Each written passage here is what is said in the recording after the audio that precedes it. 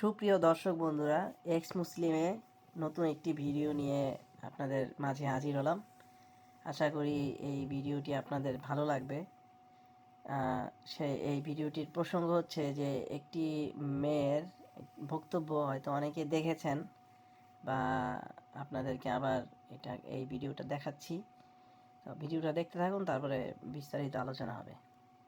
আমার এক ইজ্জত আমি কয়জনকে দেখাবো? আমার ইজ্জত আমি একজনকে দেখাইছি, আমি তার সাথে সংসার করতে চাই। আমার অন্য জায়গায় কখনো সংসার হবো না। আমি একটা নারী, আমার ইজ্জত এক জায়গায় দেখানো হয়ে গেছে, আমি কিভাবে অন্য জায়গায় যেই করবো? ভালো রাখতে পারবো না, না রাখবো, দরকার পড়লে আমি একবেলা না খেয়ে থাকবো, কষ্টে থাকবো, তারপর আমি ওর কাছে থাকবো। আমার একটি মেয়ে, আপনারা দেখতে পেলেন যে উনি একজন বোরকা পরিহিত একটি মেয়ে। তো আসলে ইসলামের দৃষ্টিতে নারীদের কোথাও কোনো জায়গায় বিন্দুমাত্র কোনো অধিকার দেয়নি।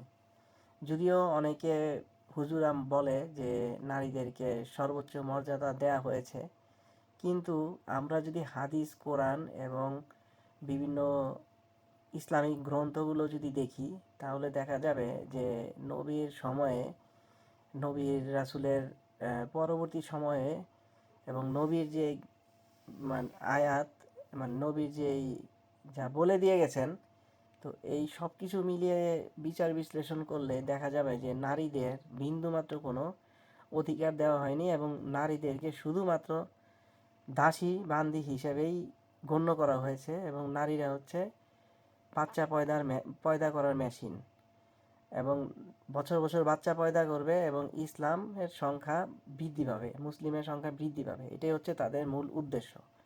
আচ্ছা, এই মেয়েটি যে বলে গেল যে ওনার ইজ্জত কয়জনকে সে দেবে, কয়জনকে সে দেখাবে, তো আসলে আমাদের বাংলার যে আদিকাল থেকেই এই বাংলা, এই ভারতবর্ষ হচ্ছে সনাতনীদেরই একটা দেশ।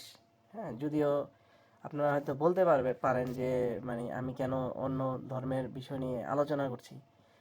আসলে যেটা সত্যি সেটা তো বলতেই হবে, তাই না? আপনারা যদি ইতিহাসের দিকে খেয়াল তাকান, তাহলে তো এই বাংলায় তো কোনো ইসলাম ছিলই না। 1400 বছর আগে সেই মরুর ডাকাতের জন্মের পরে তো ইসলাম ধর্মের সৃষ্টি।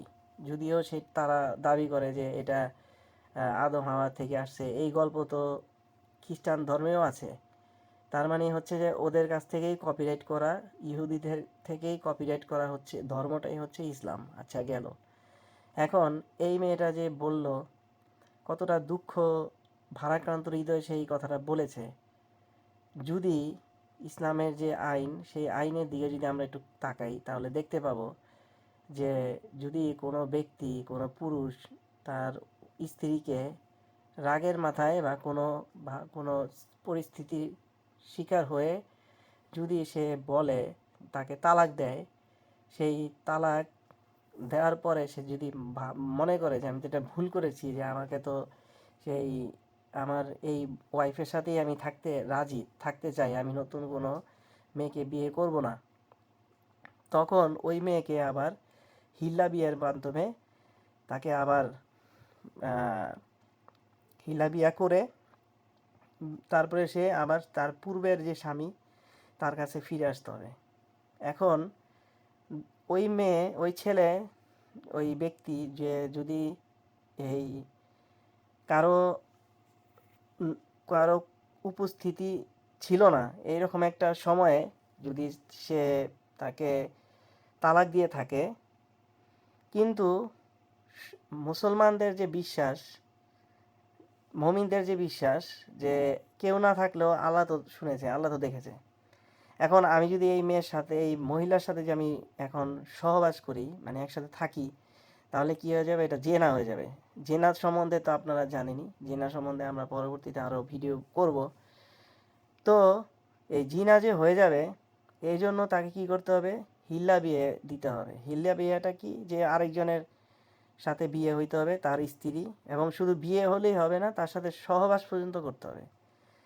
তো চিন্তা করেন কতটা ভয়ঙ্কর, কত নিকৃষ্ট একটা ধর্ম হচ্ছে এই ইসলাম, যে ইসলামের জন্য আজকে শত শত হাজার হাজার মানুষ সারা পৃথিবীটাই, যারা বিশেষ করে মুসলিম মেয়েরা, কতটা ভুক্তভোগী। এবং কি এই মেয়েটা বললো যে আমি এই ইজ্জত আরেকজনকে কিভাবে দেবো, অথচ এই ইসলাম এই মেয়েদের ইজ্জত নিয়ে ছিনিমিনি খেলে।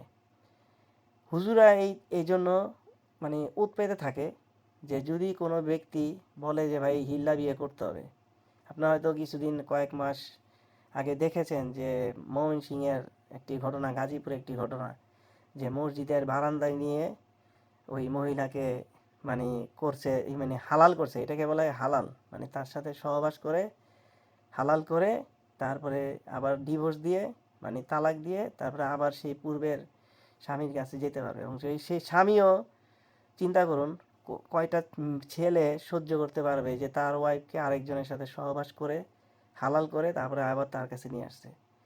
তো এই যে নিকৃষ্ট একটি ধর্ম হচ্ছে ইসলাম, ভয়ঙ্কর ধর্ম হচ্ছে একটি ইসলাম। এবং এই ইসলাম মেয়েদেরকে, নারীদেরকে বিন্দুমাত্র কোনো অধিকার, বিন্দুমাত্র কোনো সম্মান দেয় না। সবসময় তাদেরকে বলে যে তোমরা প্রস্তাবন্দি হয়ে থাকো। এটাই হচ্ছে ইসলামের মূল সৌন্দর্য এবং মূল আদর্শ। আর যদি মৃত্যুর পরে যদি জান্নাতের কথা যদি আমরা বলি, নারীদের জন্য কোনো কোনো পুরুষ নাই, ছেলেদের জন্য পুরুষ আছে, স্ত্রী আছে ৭২টা এবং গেলমান টেলমান অনেক কিছু আছে, কিন্তু নারীদের জন্য কোনো বিন্দুমাত্র কোনো সুযোগ সুবিধা নেই। নারীরাও এখানে নিপীড়িত, বঞ্চিত। এবং সেই নারীর দেখা গেছে যে সেই নারীর স্বামী ৭২ তো মিনিমাম এক জায়গায় হাদিসে এবং কোরআনে লেখা আছে ৭২, কিন্তু কোনো কোনো জায়গায় আছে আরও বেশি, যে এত মানে হুর হুর নিয়ে থাকবে, হুর হুর মানে অ্যাঞ্জেল বা পরী। তো দেখুন, আর ভিডিওটা বড় করতে চাচ্ছি না, খুবই দুঃখজনক বিষয়, খুবই মানে মর্মাহত করার বিষয়। এই ভিডিওটা দেখে আমি খুব ভারাক্রান্ত হয়ে গেলাম বলেই আপনাদের কাছে একটি নতুন ভিডিও নিয়ে হাজির হলাম। আশা করি ভালো লাগছে এবং ধন্যবাদ, ভালো থাকবেন, বাই।